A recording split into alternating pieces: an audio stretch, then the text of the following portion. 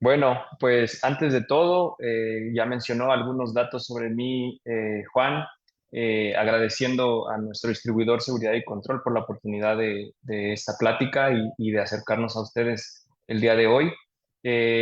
Yo soy Sergio Jaimes, estoy encargado del área de soporte técnico y aplicaciones en Banner Engineering Latinoamérica, ya desde hace más de 10 años.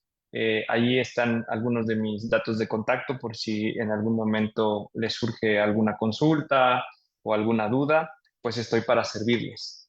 Y platicándoles un poco más acerca pues de mi trayectoria, he tenido la oportunidad de trabajar en industrias empecé de hecho la carrera en industrias de petróleo y gas acá en México, y de allí tuve también la oportunidad de trabajar en la parte de la industria farmacéutica en varios departamentos, en el área de mantenimiento, en el área de proyectos, en el área también de producción, mantenimiento eléctrico. Y bueno, una constante, honestamente, en todas estas áreas y en toda esta industria es que dentro de la industria y ahora más en estos términos que hemos estado viendo de industria 4.0, no debemos dejar pasar que este tipo de empresas se hacen para la producción y por la producción, ¿no? Entonces, es por eso ahí que les pongo una imagen de nuestra planta de producción acá en San Luis Potosí, en donde hacemos algunos de los equipos que comercializamos. Y bueno, uno de los puntos principales de mostrarles esto es que esta, eh, digamos, estos conceptos que vamos a ver ahora y todos estos retos que tenemos ahora con la transformación digital y con la industria 4.0, no debemos de perder de vista que nuestro cliente y nuestro principal cuidado debe estar en el área de producción, ¿no? Y bueno, con esto también quiero mencionarles pues dos empresas, dos ejemplos de empresas que me han llamado mucho la atención en estos últimos meses, en donde hemos estado participando más en la parte de proyectos de digitalización e industria 4.0.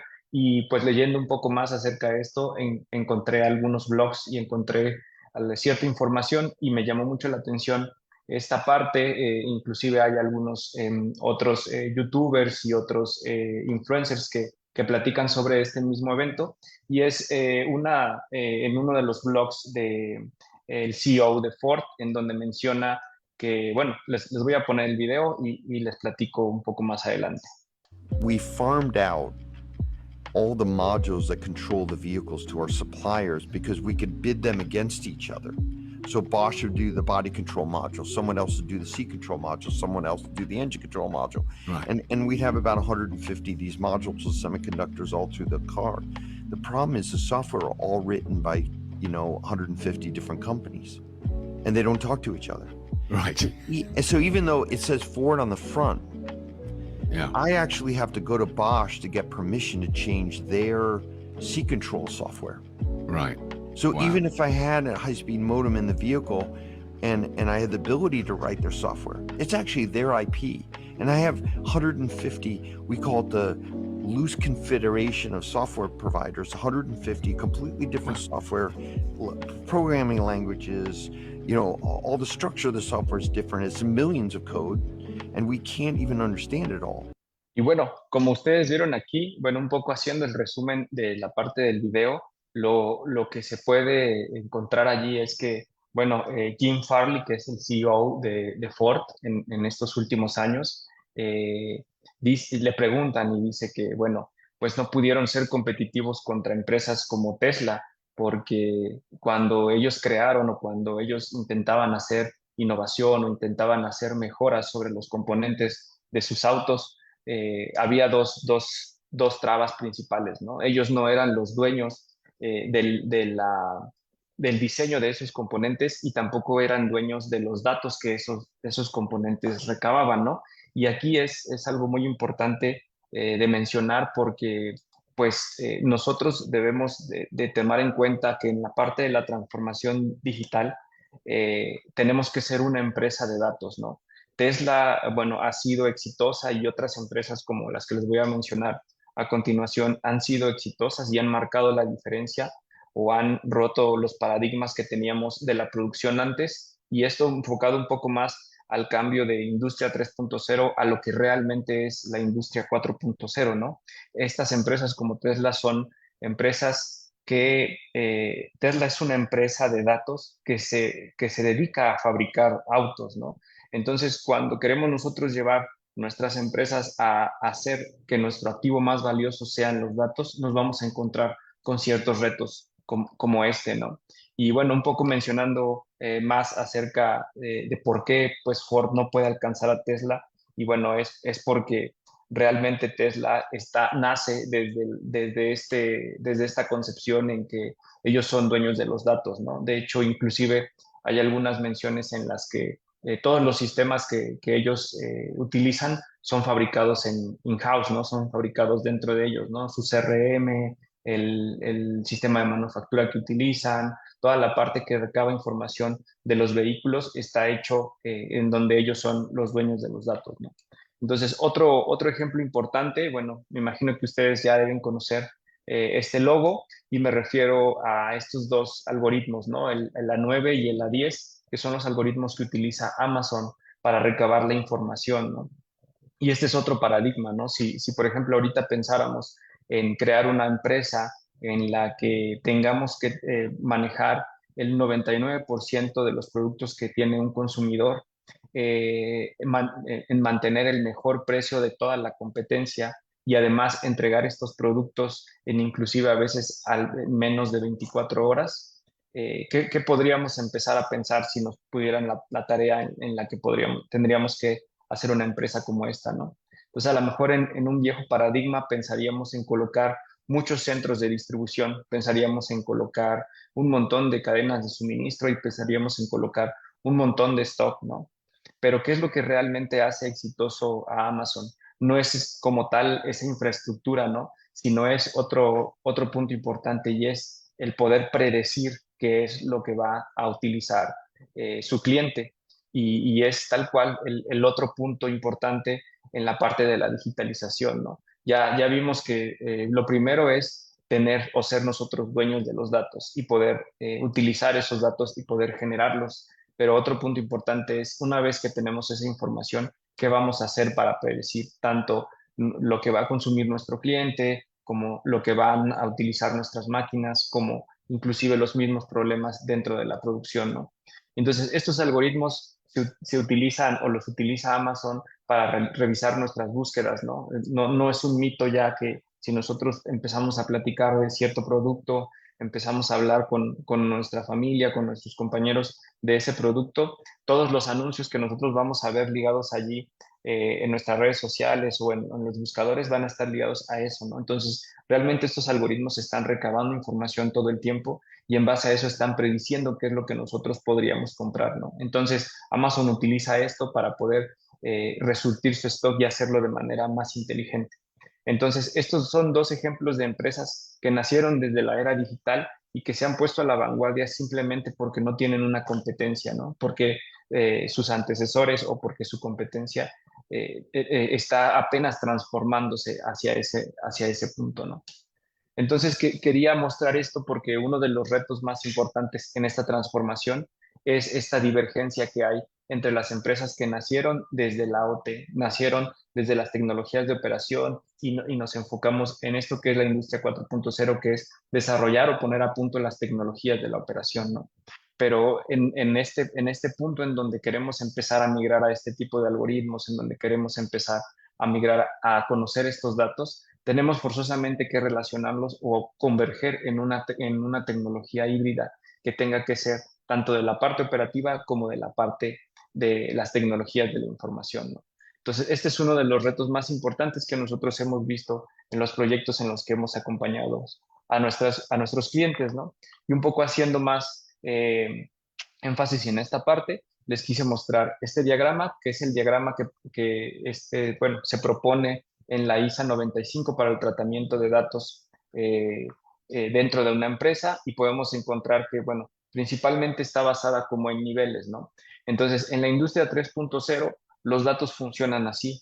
Empezamos desde los sensores y los actuadores, detección de movimiento, detección de piezas, mover un motor, empezamos desde aquí. Y bueno, ahí vamos a encontrar que este es el nivel de campo. Y ahí vamos a encontrar que el tratamiento de la información se da a través de normalmente estos canales, ¿no? Señales analógicas, señales digitales, algunos buses de campo, algunas tecnologías emergentes como IO-Link. Pero bueno, es hasta aquí, hasta este nivel de campo, ¿no? De ahí seguimos con los niveles de control, tenemos los PLCs, las HMIs, la visualización, todo esto de control directamente en la máquina, ¿no? Entonces, ahí vamos a encontrar, bueno, algunas cosas de comunicación, como por ejemplo los protocolos industriales como Ethernet IP, Profinet, Modbus TCP.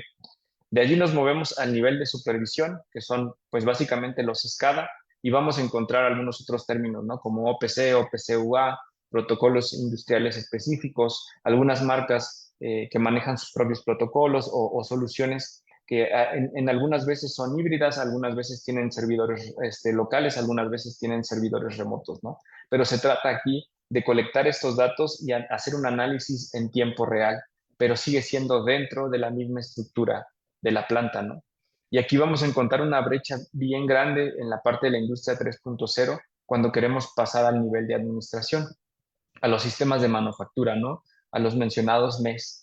Aquí es donde administramos todos los recursos de las producciones, los materiales, las órdenes de producción, qué tanto material, qué resurgimiento, ¿no? Y aquí vamos a encontrar que ya para llegar y conectar los datos de estos niveles hacia estos niveles, vamos a necesitar software especializado, bases de datos e inclusive crear pues las APIs, ¿no? Eh, y bueno, normalmente estos niveles con el ERP, que es pues el sistema de administración de la planta, donde ya planeamos los recursos, la logística, toda la distribución del inventario y la parte inclusive financiera, pues, normalmente pueden estar conectados con un sistema de administración de manufactura. Pero entre estos dos y estos, los costos para conectar estos sistemas suelen ser muy altos. Y además, la gente que necesita o la gente que está especializada en hacer eso son pocas las soluciones que vamos a encontrar, ¿no? Entonces vemos ahí la brecha entre la parte operativa y vemos ahí la brecha entre la parte de las tecnologías de la información. Y bueno, esto es debido a que hay ciertas diferencias entre estos sistemas, ¿no? Normalmente los sistemas de tecnologías de la operación están diseñados para controlar y supervisar procesos y están enfocados en el tiempo real. Son tecnologías muy específicas y vamos a encontrar ahí marcas muy cerradas, protocolos muy cerrados, basados sobre todo en el modelo de negocio de las licencias.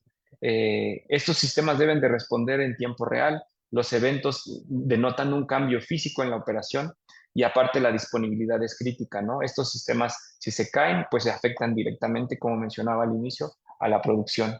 Tienen un tiempo de vida útil mucho más largo, están diseñados para ser robustos, llevan actualizaciones y mantenimientos continuos, pero de entrada los tiempos de vida o la rotación o los ciclos de rotación de estos sistemas son muy largos, son 10 años, 20 años, inclusive no me van a dejar mentir con nuestros clientes en sus plantas, en sus procesos de producción hay PLCs de 20, 30 años de antigüedad, ¿no? Entonces, esto también limita mucho o hace más grande la diferencia entre la integración de estos sistemas y los sistemas de TI, que bueno, estos sistemas están diseñados para transmitir y almacenar información.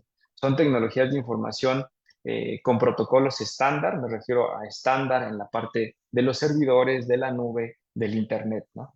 Son más dedicados a la parte de la confidencialidad porque normalmente trataban datos pues más críticos o más sensibles y el ciclo de vida es mucho más corto. No me van a dejar ustedes mentir, las actualizaciones de todos los sistemas de tecnologías de información son continuas, algunos de ellos son gratuitas y esos sistemas tienen un ciclo de vida más corto. Entonces, en general, estas son las diferencias que vamos a encontrar entre estos dos y ahí es ahí donde se marca mucho de la brecha que queremos pues ahora dejar de estigmatizar y tratar de cerrar un poco más para que los retos en la transformación digital de sus empresas, de sus clientes, pues sea más suave y más rápida, ¿no?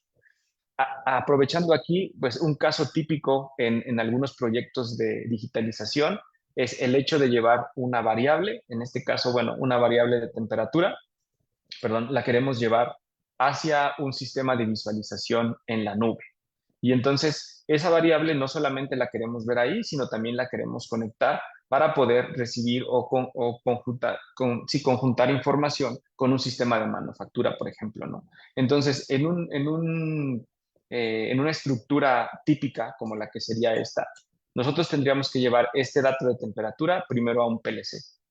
En el sistema de control, nosotros podemos conectar nuestro PLC a nuestro SCADA con algún protocolo de comunicación.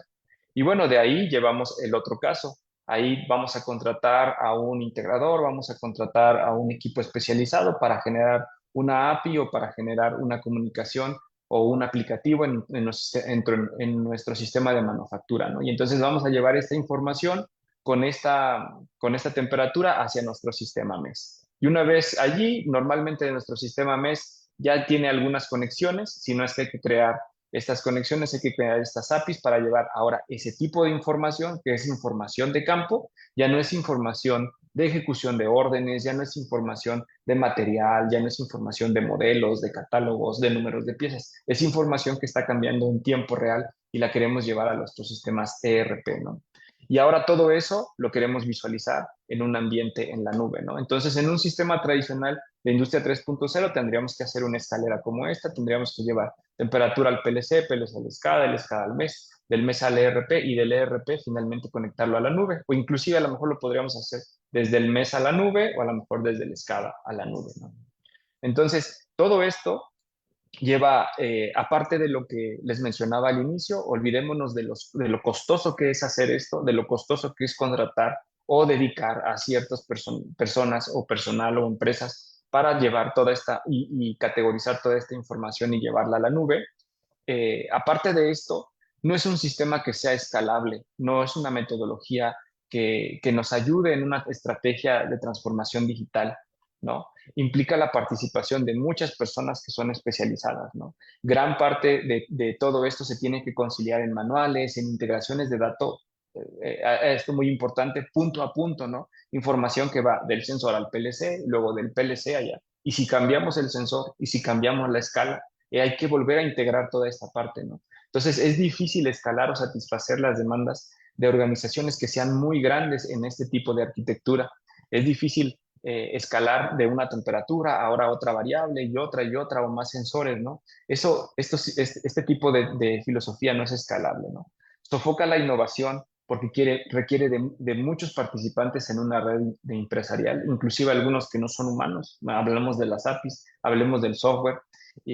Esto también requiere que toda esta información sea consultada por todas estas personas al mismo tiempo, ¿no? Entonces, las arquitecturas tradicionales almacenan datos en lagos de datos centralizados, es decir, donde el acceso está limitado, por ejemplo, en el ERP o está limitado en el MES, ¿no? Entonces, esto minimiza la cantidad de accesos que pueda tener, por ejemplo, un operador, que realmente es quien puede a lo mejor utilizar ese dato de temperatura en su línea de producción, ¿no? Entonces, esto sofoca la innovación porque no está accesible toda la información. Algo bien importante es que se acumula la deuda técnica, ¿no? La deuda técnica se refiere a todo ese espacio que va quedando oscuro entre cómo se hizo algo, ¿no? Entre quién llevó quién conectó el sensor de temperatura y con qué protocolo lo hizo al PLC. El PLC tenía cierta versión de firmware, tenía cierta versión de una licencia y eso se conectó con otra cierta versión de otra licencia en el SCADA, ¿no? Entonces, toda esa deuda técnica se va acumulando, ¿no? La integración de datos utiliza, como les decía, interfaces exclusivas de licencia, a las que solamente algún proveedor o alguna persona en específico puede acceder, ¿no? Entonces, esto nos deja con cientos o miles de puntos de conexión que son utilizados pues, o que son fabricados por personas especializadas, ¿no? Entonces, esta arquitectura, esta filosofía no es viable para una estrategia de transformación digital, ¿no? Aparte, pues todas nos deja resultados en lagunas de datos, ¿no? Esto limita el alcance de recopilar información crítica del fabricante, de las áreas de fabricación, ¿no? Entonces, no se pueden alimentar fácilmente a las plataformas de inteligencia artificial. Es ahora que vemos la parte pues, de la predicción, ¿no? Lo que veíamos hace rato de lo difícil que es llevar un dato, pues es toda esta brecha, ¿no? Pero ahora si queremos empezar a utilizar esta información para predecir mantenimientos predictivos, para predecir órdenes, para predecir lo que nos va a pedir nuestro cliente para poder predecir cuándo va a fallar o cuándo se va a saturar nuestra línea de producción con los pedidos que tenemos. No es fácil llevar toda esta información hacia nuestras lagunas de datos o hacia nuestros lagos de datos que están normalmente limitados a la parte de IT, ¿no? Es laborioso configurar y sobre todo, como son interfaces muy diferentes, es propenso a que los errores humanos existan, ¿no? Entonces, bueno, todas estas brechas de datos pues tienen impactos que son negativos para la transformación digital y también negativos a veces para el negocio, ¿no? Un poco ejemplificando esto, pues les muestro aquí, tenemos los sensores, algunos inclusive ya protocolos de comunicación, Modbus, entradas y salidas digitales, y normalmente ¿cómo hacemos esto, no? ¿Cómo hacemos esto en la industria 3.0?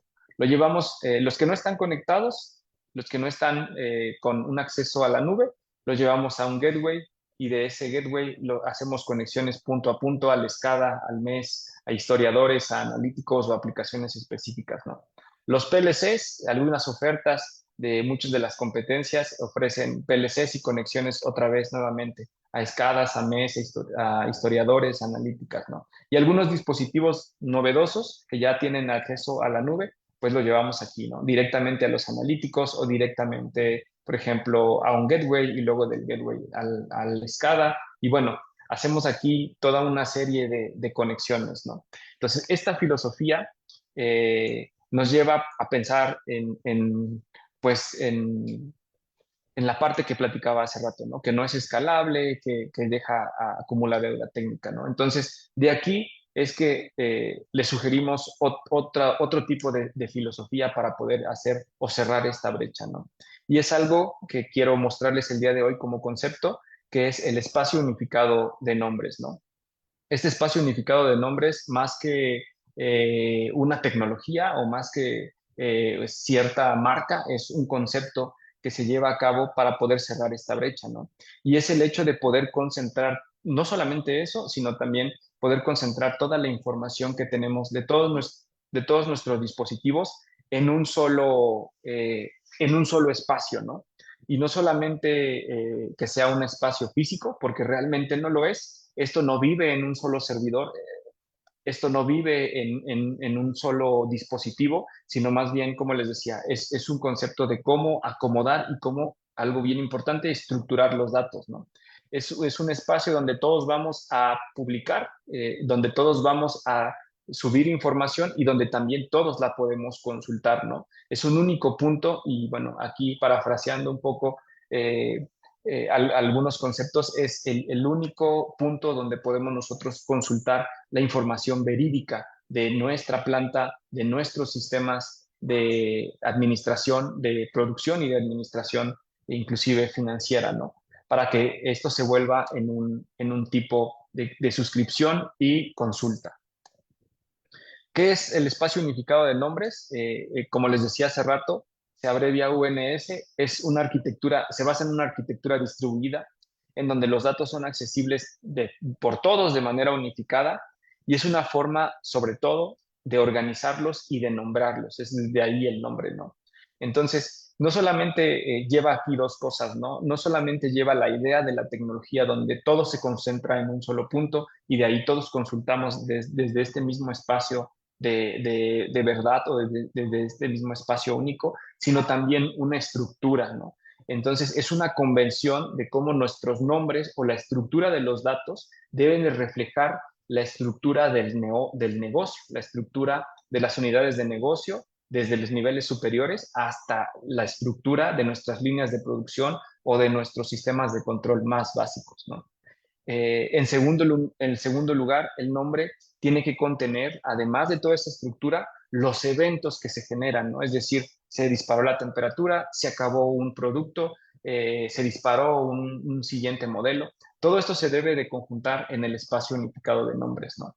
Y bueno, a lo mejor es un poco confuso ahora, pero bueno, un poco tratando de ejemplificarlo, no es otra cosa más que la organización de la información. Es decir, está ligado a cómo nosotros vamos a tomar estos datos, es decir, ahora regresando al ejemplo, el dato de temperatura, cómo lo vamos a tomar Y ahora, ¿qué le vamos a agregar o qué estructura le vamos a poner a este dato para que pueda entrar en nuestro espacio unificado de nombres? Entonces, aparte de eso, bueno, la estructura lleva una organización, lleva una división, lleva los eventos y las subdivisiones, ¿no? Esto lo vamos a poner en un punto o en una serie de puntos en donde vamos a poder consultar desde ahí como una única fuente de verdad, ¿no? Un poco ejemplificando, aquí tenemos la empresa, un sitio, las áreas, las líneas de producción y las celdas de trabajo, ¿no? Un ejemplo de cómo podríamos organizar esta información sería, bueno, nuestra empresa, el área donde está, el sitio, es decir, no sé, alguna de las plantas alrededor del mundo, la línea, línea de producción y, por ejemplo, en este caso, la llenadora de la línea uno, ¿no? La célula uno o la célula 2 y los eventos, ¿no? Este es un evento de OE, este es una orden de trabajo. Entonces, de la manera en la que nosotros vayamos organizando esta información, conjuntando, y algo bien importante que les voy a mostrar ahora, estructurando estos datos, vamos nosotros a poder cumplir con este tipo de estructuras que van a facilitar, sobre todo, la estrategia de transformación digital y facilitar todo la manera en la que consumimos o los algoritmos de inteligencia artificial consumen esta información, ¿no? Entonces, de aquí llevamos a un concepto que llamamos datos estructurados. Los datos estructurados tienen un formato estandarizado que permite aquí algo bien importante y nuevamente la brecha, ¿no? entre OT y OT, que permiten tanto al software, tanto a las herramientas de consumo de datos, como a las personas acceder y entender estos datos de forma eficaz, ¿no? Son importantes porque pues, nos dan un análisis y un conocimiento más rápido de la información que estamos viendo. Son muy fáciles de consumir o inclusive son una condicionante para los algoritmos de inteligencia artificial. Nos hablan de procesamiento en tiempo real con los eventos, son escalables, nosotros podemos ir agregando líneas de producción, podemos ir agregando células de trabajo, podemos ir agregando eventos sin tener que cambiar toda la estructura de la información que ya tenemos, ¿no? Sin tener que decir, bueno, esto viene del tag tal, del PLC, por ahí voy a decir una marca, ¿no? De Allen Bradley, y ya no tiene espacio en el tag, se acabaron los tags, se acabaron la memoria. Otro punto importante, la interoperabilidad, es decir, yo lo puedo ver en mi gateway, en el borde, lo puedo ver en mi SAP, lo puedo ver en mi MES, lo puedo ver en cualquier lugar, ¿no? Es interoperable, ¿no? Los datos estructurados son entendibles para todas las plataformas y mejora la experiencia del usuario, ¿no? No es lo mismo ver tag 001 25.6 y no saber ni de qué línea viene, no saber de qué lote de producción está relacionado, a pues ver toda esta estructura de datos, ¿no? Entonces, bueno, aquí igual ejemplificando un poco más la parte del UNS y cómo se relaciona, pues tendríamos información parecida a esto, ¿no? Pues aquí veríamos la información de la empresa, el sitio, el área, la línea de producción y la célula de trabajo, ¿no?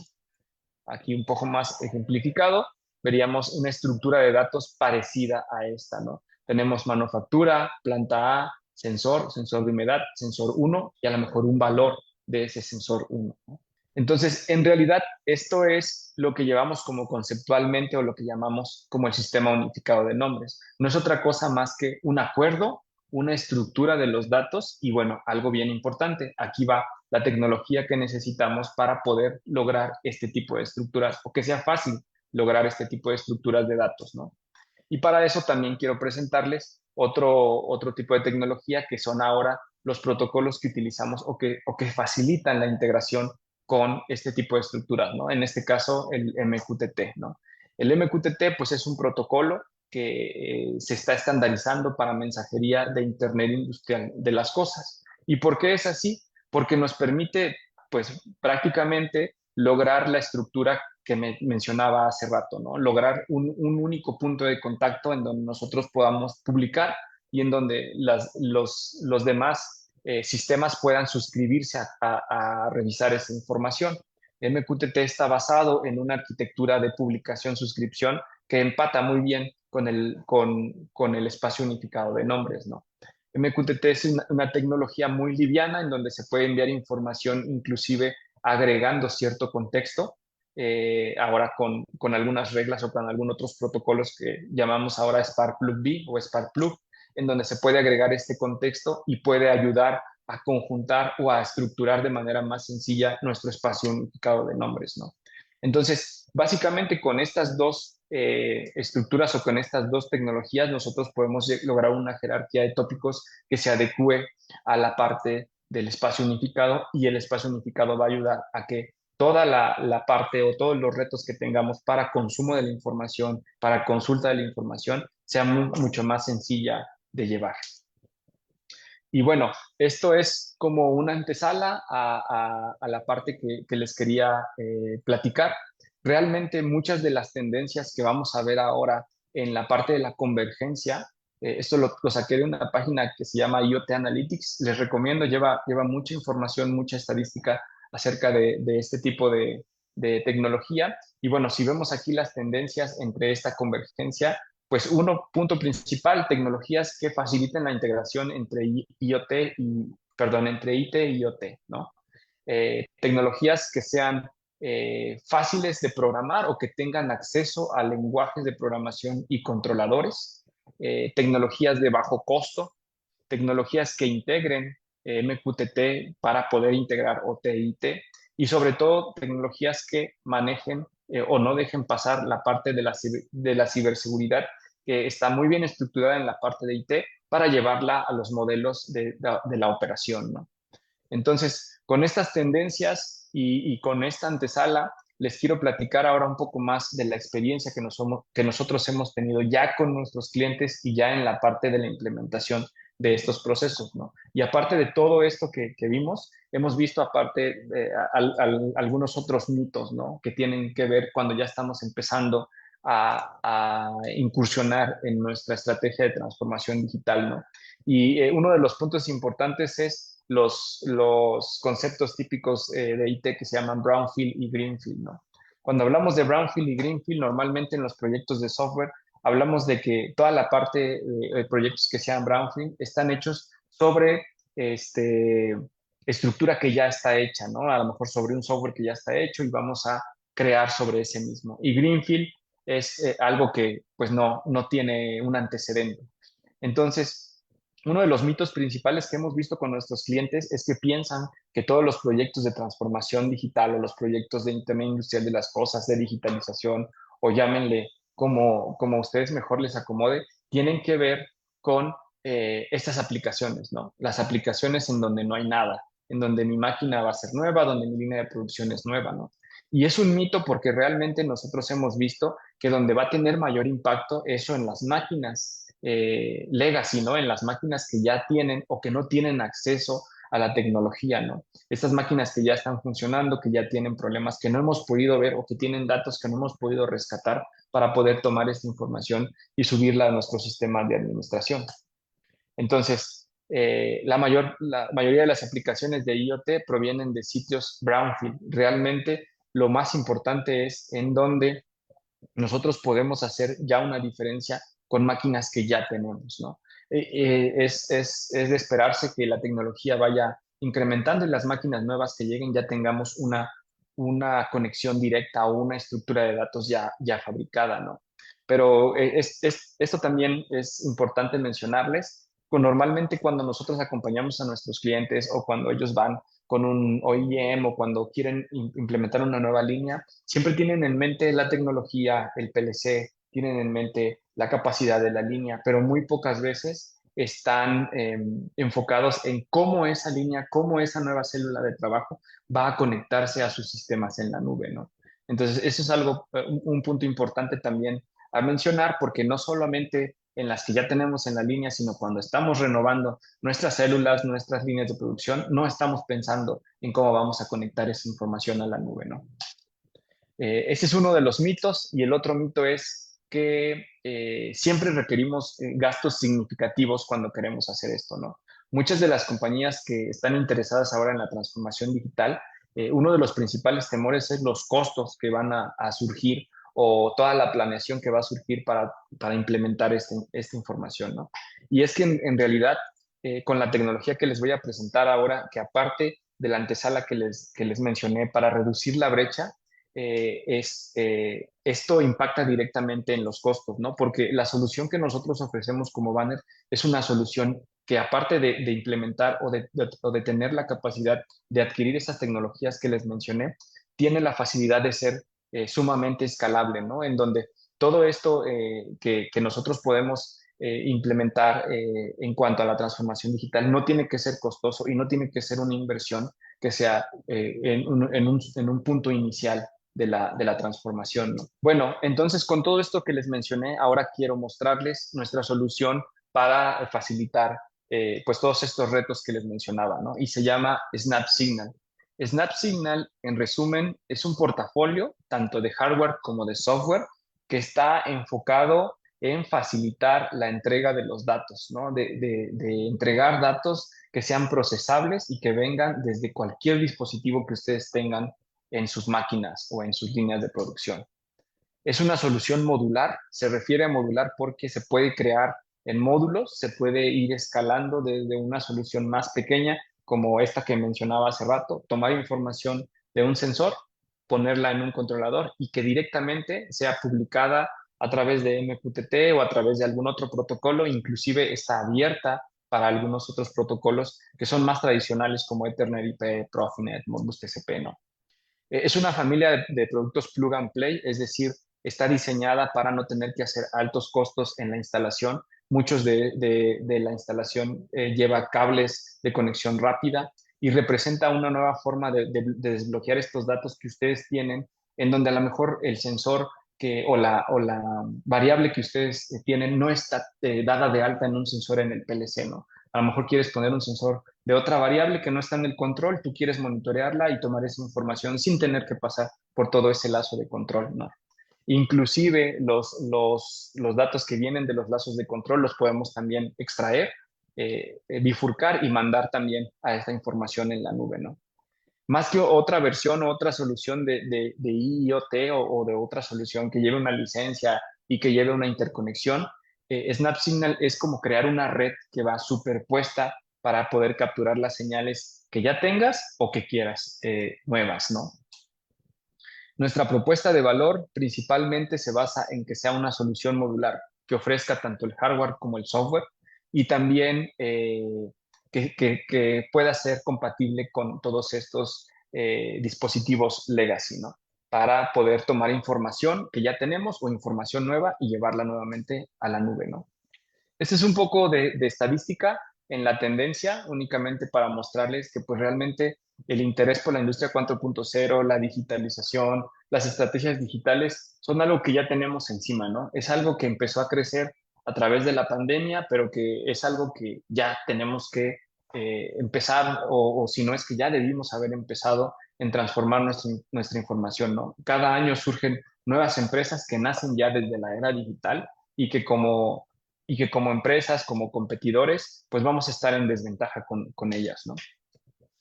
La mayoría de las organizaciones es un hecho que ya tienen una estrategia, algunos de ellos están empezando a implementarla y es por eso de la importancia de conocer ahora todos este tipo de tecnologías que pues, hacen más fácil la adopción a las industrias y a los clientes como ustedes, ¿no? Es un poco más de estadística y bueno, pues no es más que mostrarles otra vez cuáles son los elementos principales, las redes, las plataformas de IoT, los sensores, los mantenimientos predictivos, todo y todas estas tecnologías que bueno, no son accesibles o no son de fácil implementación si no tenemos una estructura de información que lleve esta información de la planta hacia este tipo de tecnologías. Y bueno, nosotros llamamos un poco más para continuar con la parte de Snap Signal, nosotros llamamos Snap Signal como el kit inicial de herramientas para IoT, ¿no? Es una herramienta flexible y simple que lleva a cabo pues, muchos elementos para poder tomar esta información, ¿no? La mayoría de estos elementos se pueden aplicar tanto para sitios brownfield como para sitios greenfield. Minimiza el riesgo, es decir, nosotros podemos probar, hacer pruebas de concepto con este tipo de tecnología con una inversión pues, prácticamente nula al iniciar, si tomas en cuenta, por ejemplo, los retornos de inversión que te da el empezar a monitorear a lo mejor la temperatura de un blister en una línea, ¿no? Y el ahorro que vas a poder tener minimiza el riesgo en donde puedas probar ideas o pruebas de concepto en tu máquina sin tener que intervenir el sistema de control. Además, se proporciona todo, como les mencionaba al inicio, tanto el hardware como, pues diría más yo, el middleware, que es el software que está entre, pues, el software real del MES, el software real de los SCADA y el software que se necesita para dar esta estructura de datos, ¿no? A ese tipo de software se le llama middleware, en donde nosotros, más adelante les voy a mostrar los controladores, podemos implementar esta estructura de datos compatible con el MQTT y empezar a llevar esta información ya a nuestro, o ya con la estructura de nuestro espacio unificado de nombres, ¿no? Entonces, Snap Signal hace que todos estos proyectos o toda esta estrategia de transformación digital sea mucho más sencilla, ¿no? Es un poco de la oferta que nosotros tenemos, de los pasos en los que nosotros estamos involucrados con los diferentes productos que tenemos para poder capturar, conectar y algo muy importante, se lo voy a mostrar ahora, convertir o adecuar esa información, llevarla a la red, distribuirla y en algunos casos inclusive tenemos ofertas para el consumo de esta información, ¿no? Les voy a empezar a mostrar mucha de la oferta que tenemos en Snap Signal. Realmente es una oferta muy grande. Les voy a mostrar la parte pues, más básica o la parte, digamos, esencial de nuestros productos y cómo empezamos a ofertar esto para los proyectos de transformación digital, ¿no? Entonces, desde un inicio, como les mencionaba hace rato, los convertidores, que son nuestra familia S15C, juegan un papel fundamental para la parte de la transformación. Y esto es porque estos convertidores, pues bueno, aparte de ser un elemento plug and play que se conecta con conectores rápidos, es un elemento muy pequeño, es un elemento muy esbelto que lleva dentro una electrónica que nos ayuda a convertir o a unificar la información que tenemos en nuestros buses de campo a protocolos que son más abiertos, ¿no? O protocolos que son más nuevos. ¿Cómo funcionan? Los convertidores conectan dos tipos de dispositivos que normalmente eran incompatibles. Por ejemplo, conectamos información que viene de 4 a 20, en donde no tenemos por ejemplo, un maestro IO-Link. Llevamos de 4 a 20 y podemos implementar esto a nuestra red IO-Link, ¿no? O donde tenemos, por ejemplo, algún tipo de RTD y no teníamos este tipo de entrada en nuestro gateway para llevarlo a la nube. Bueno, esto hacen los convertidores, ¿no? Convierte de un tipo de señal a otro que es un poco más estructurado y en donde podemos tener mayor información. Es de simple configuración, plug and play, solamente se necesita configuración básica y pueden llevar información de señales analógicas, de señales de PWM, de señales, como ya les mencionaba hace rato, digitales, RTDs, a protocolos o a buses de campo como Modbus o como IO-Link, ¿no? Entonces, con esto nosotros empezamos a unificar desde la parte más básica de 4 a 20, 0 a 10, salidas discretas, a estructurar ya estos datos de manera pues más rápida, ¿no? Tenemos otra oferta que está más enfocada en la parte de la conexión, en donde sabemos que no todas las marcas manejan los mismos pinout, en donde sabemos que no todos los elementos o los sensores que hay en el mercado son compatibles para conectarse con estos convertidores. Y es por eso que tenemos la familia de adaptadores. Estos adaptadores pues hacen cableados internos sobre los pines para poder adecuar este pinout de algunos sensores, no de todos, de algunos sensores que no sean compatibles con nuestros convertidores para hacer una compatibilidad más rápida y de manera más plug and play, ¿no? Esta es otra oferta que tenemos, que son los adaptadores. Y bueno, también si tu variable no existe o si tu variable pues ya está ocupada en la parte del control o quieres implementar una nueva variable, tenemos sensores Modbus que van desde los sensores de vibración y temperatura, en donde podemos utilizarlos para captar la vibración y la temperatura para el monitoreo pues, de los activos más valiosos, en este caso que son los motores. Y bueno, también tenemos sensores de humedad y temperatura para, por ejemplo, sistemas de enfriamiento o sistemas de almacenamiento. Esos sensores toman información del medio ambiente, temperatura y humedad y la llevan otra vez a protocolos más estándar como la parte de Modbus. Hay un sinnúmero de aplicaciones, inclusive también para sensores de temperatura infrarroja como este, en donde podemos tomar información de a lo mejor algún producto, la temperatura de algún alimento, la temperatura de alguna superficie, y llevar nuevamente esta información a los sistemas en la nube, ¿no? O pasando previamente por los controladores, ¿no? Este es un ejemplo de una aplicación típica para las subestaciones en donde podemos estar monitoreando pues las barras, ¿no?, de conexión.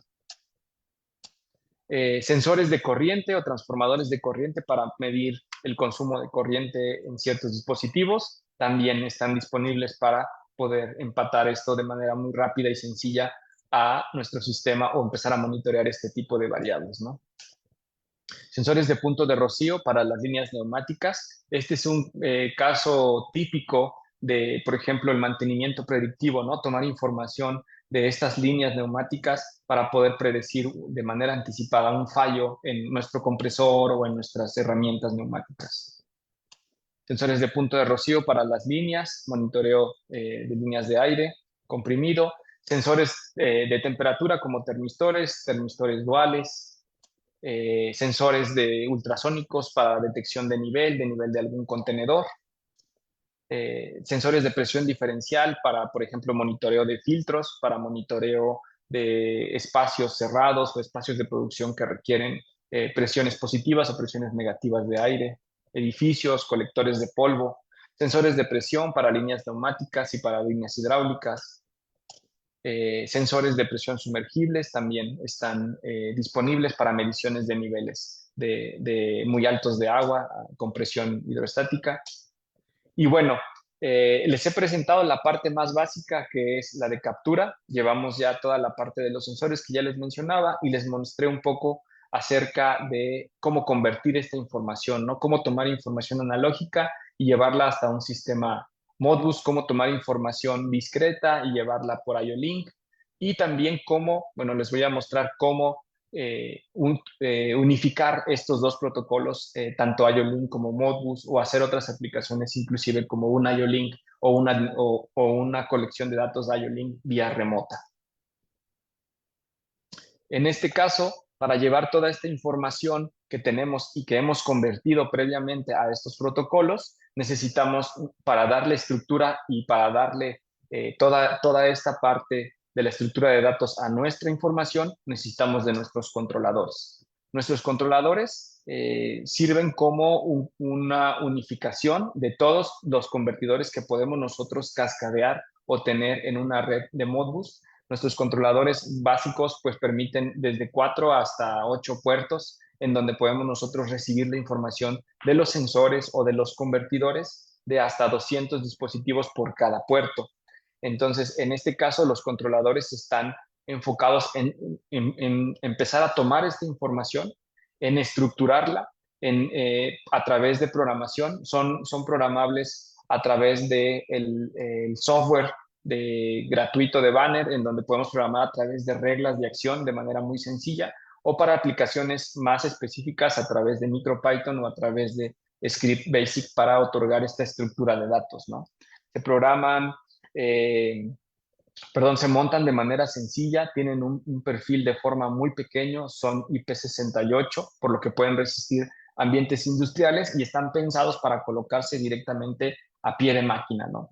Y sobre todo, aparte de poder conjuntar esta información y de empezarla a llevar a los protocolos en la nube, como les explicaba hace rato, en la parte de MQTT, también y de manera, digamos, al mismo tiempo, se puede enviar información a los sistemas tradicionales que ya tenemos, como los SCADA o como los sistemas de visualización de datos como un HMI, a través de los protocolos tradicionales de manera industrial, como Ethernet IP, Profinet o Modbus TCP. Entonces, bueno, estos controladores dan la parte de la inteligencia y dan la parte de la estructura de los datos para llevar esta información a la nube.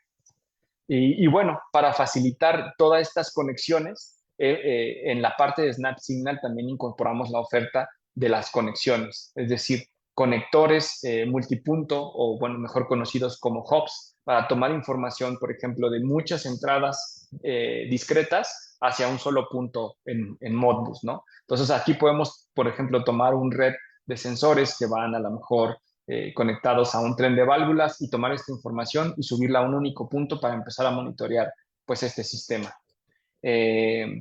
tomar información de salidas y entradas analógicas para llevarlas a un mismo controlador y de ahí estar monitoreando esta parte, ¿no?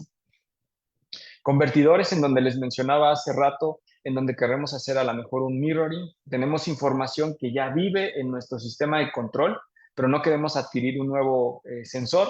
Podemos tomar esa información a través de un puerto, replicarla por el otro para poder mantener el lazo de control y de allí llevarla hacia el sistema de colección de datos, ¿no? Con SnapSignal a través de Modbus o inclusive a través de IO-Link, ¿no? En la oferta que les voy a presentar más adelante. Para facilitar la conexión tenemos la parte de los bloques de conexión. Todo esto requiere pues finalmente cableado y finalmente hacer diferentes conexiones, ¿no? Normalmente o tradicionalmente lo hacemos en un tablero de control, pero en esta red superpuesta la idea es que se haga sobre el pie de la máquina y que sea algo sencillo y fácil de implementar, ¿no? Es por eso que nuestra oferta también incluye las cajas de conexión, que no es otra cosa más que puntos en donde podemos conectar los diferentes convertidores para poder llevar un único cable a nuestro controlador. Entonces tenemos cajas de conexión de 4 y también hasta 8 puertos, ¿no? En donde podemos inclusive irlas cascadeando para tener acceso a más entradas, ¿no? Y pues como marca hemos incursionado también en la parte de la oferta de todo esto que ustedes ven aquí, pero también de manera inalámbrica. Y bueno, ese es tema para otra plática, pero a manera de interrelacionar estas dos familias y también sobre todo facilitar los puntos de acceso o conexión a los que sea difícil llegar a través de una red cableada, se ha incorporado en parte de la familia de SnapSignal los radios R70. Son radios que están diseñados para poder convivir con este tipo de redes y que nos hacen tener una instalación remota de manera fácil y sencilla. Son una serie compacta de bajo costo, son IP65 y lo que hacen o la función principal de estos radios es ampliar el alcance de nuestras redes de SnapSignal, ¿no?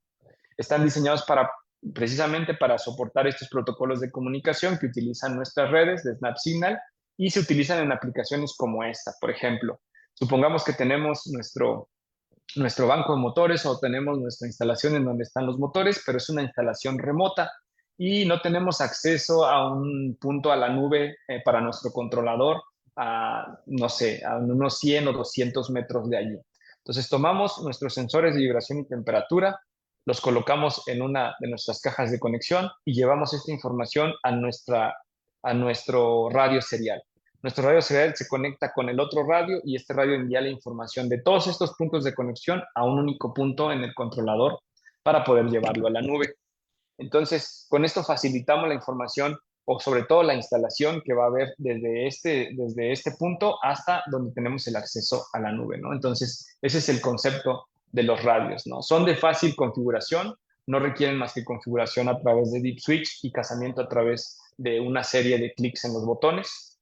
Es un reemplazo de cable como tal, está hecho para reemplazar un tramo de cable y bueno, pues lleva información y facilita la comunicación entre un punto y otro. Soluciones cableadas, les voy a enseñar un poco ya más de la estructura completa, de lo que sería la oferta completa. Tenemos señales analógicas y discretas o de un termistor. La llevamos a nuestros convertidores. Tenemos algún sensor por allí que ya es Modbus. La llevamos a las cajas de conexión y de las cajas de conexión a nuestro controlador. Nuestro controlador procesa esa y otra información de a lo mejor otros sensores y la lleva a un punto único de conexión que es Ethernet Profinet para nuestro sistema SCADA o la lleva al MQTT para nuestro espacio unificado de nombres, ¿no? Esa es otra aplicación típica.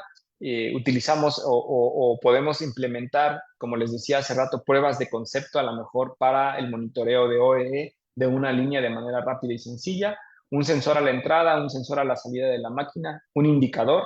Toda esta información la llevamos a un controlador, en donde nuestro controlador puede llevar parte de la lógica del conteo de piezas de entrada, el conteo de piezas de salida y la discriminación de nuestro nivel de producción en ese punto. Todo esto se puede programar sin la necesidad de tener una licencia de programación o un software especializado de manera rápida aquí en el controlador y además llevar esta información a una visualización en la nube, ¿no? Otro ejemplo típico, una aplicación de monitoreo de diferentes variables, vibración, temperatura y nivel de tanque o nivel de llenado en un mismo punto. Aplicación de indicación de nivel local. Después de decir, podemos tener el nivel de llenado de un cilindro sí, o de algún rollo y tener la información desplegada de manera gráfica o de manera visual en una lámpara inteligente en donde podamos ver el nivel, ¿no? Y bueno, toda esta información llevarla a la nube. Monitoreo de temperatura en algún punto con un indicador local. Monitoreo o la supervisión de ciertos activos, como por ejemplo compresores, para llevar, por ejemplo, puntos de rocío en diferentes puntos y llevar esta información a la nube. Nivel de supervisión de colectores de polvo, por ejemplo, también en una máquina conjunta podemos revisar tanto la salud o el consumo del motor, así como, por ejemplo, el estado del filtro o el nivel de llenado del depósito. Y bueno, como les mencionaba hace rato, podemos crear también arquitecturas híbridas, como este caso. Podemos tener de un lado R70, en donde localmente podemos tener además información de otros sensores, y del otro lado tener información de nuestro sitio remoto, ¿no? En donde también podemos tener diferentes tipos de variables.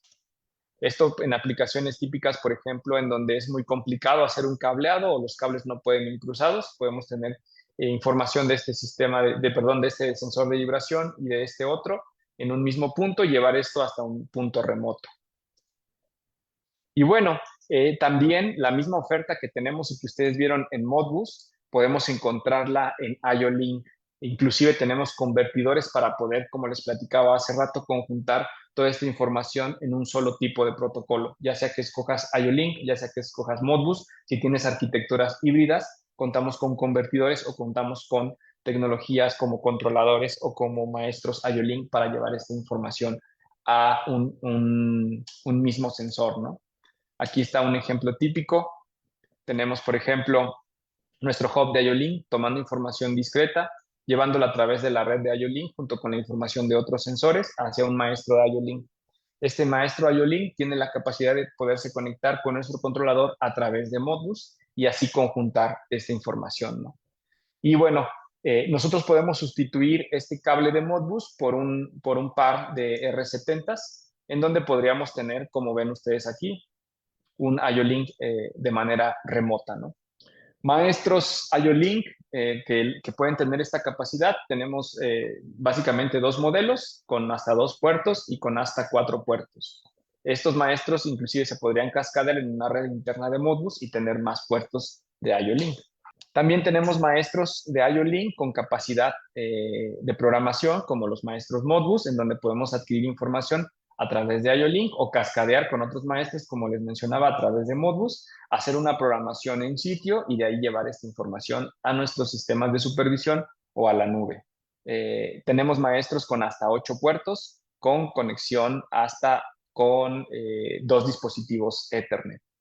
Y bueno, finalmente tenemos los hubs de IO-Link, que son una oferta similar a lo que veíamos en Modbus, en donde podemos obtener información de varias entradas y salidas discretas, o también varias entradas y salidas, hasta 8, 16 entradas, salidas discretas, o también entradas y salidas analógicas, ¿no? Entonces, esto es con la facilidad de facilitar la parte de la comunicación con entradas analógicas o adquirir información de manera más rápida.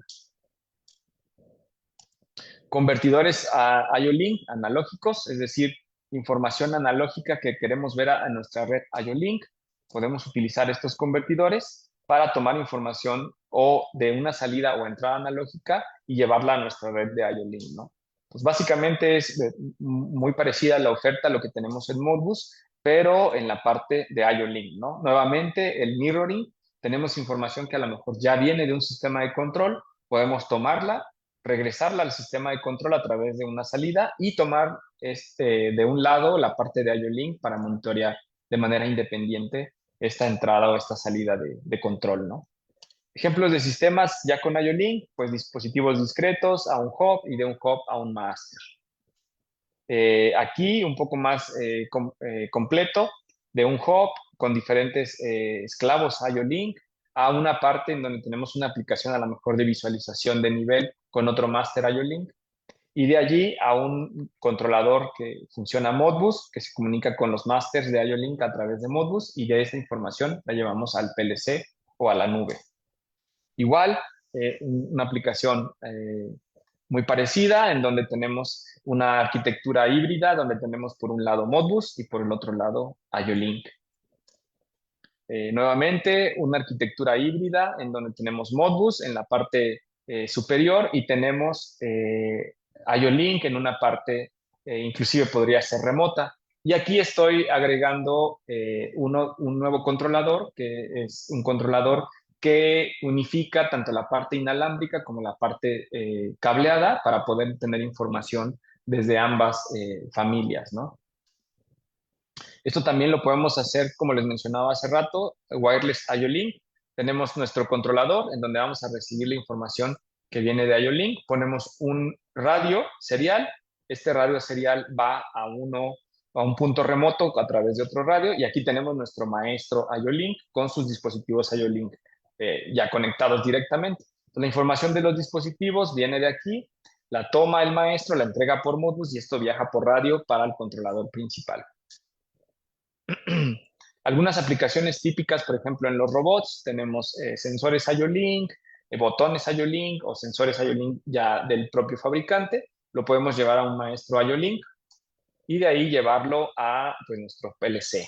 Y bueno, a toda esta oferta que les mencionaba hace rato, tanto de la parte IO-Link como la parte de Modbus, ¿cómo encaja ya finalmente en esta última recta de la plática? ¿Cómo encaja con la industria 4.0? Pues les muestro ya este pequeño diagrama en donde tenemos una estructura en donde teníamos la industria 3.0 y bueno, cómo podríamos implementar esto para ser compatibles con el espacio unificado de nombres. Podemos tener las señales que vienen de la parte más básica del nivel de campo, en donde tendríamos nuestros convertidores. Aquí tendríamos nuestros convertidores IO-Link o nuestros convertidores Modbus y tomaríamos esa información de aquí bueno, aquí se perdió una conexión, para poderla llevar a un maestro. Podríamos tener inclusive esta misma información de manera remota, en donde a través de un radio la tomamos y la llevamos a un maestro.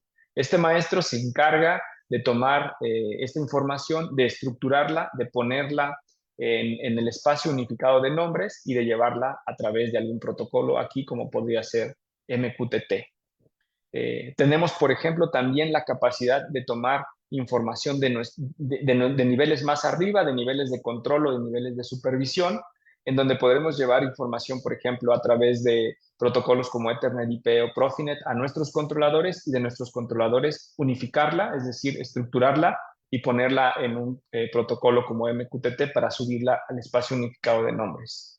Inclusive en un protocolo más arriba podríamos tener información que viene de los sistemas de administración de producción o de los MES a través de mensajes HTTP o a través de mensajes Ethernet para poderse comunicar con nuestros controladores. Nuestros controladores tienen la capacidad de recibir información a través de mensajes HTTP o de mensajes Ethernet. Igual, para tomar esta información, estructurarla y llevarla a un espacio unificado de nombres, ¿no? Entonces, no solamente quedamos aquí, también podemos conectarnos a través de APIs con los controladores para tomar información del ERP y llevarla, pero normalmente estos sistemas ya están conectados o son fáciles y no es tan costoso llevarlo al sistema unificado de nombres, ¿no? Entonces, así es como encaja SnapSignal para reducir, como les mencionaba hace rato, tomar y facilitar esta estructura de publicación y suscripción y reducir la brecha entre la parte de las tecnologías de operación y las tecnologías de información. Y bueno, pues hasta aquí la información que el día de hoy yo tenía para ustedes. Les agradezco mucho su atención y por mi parte, pues es todo.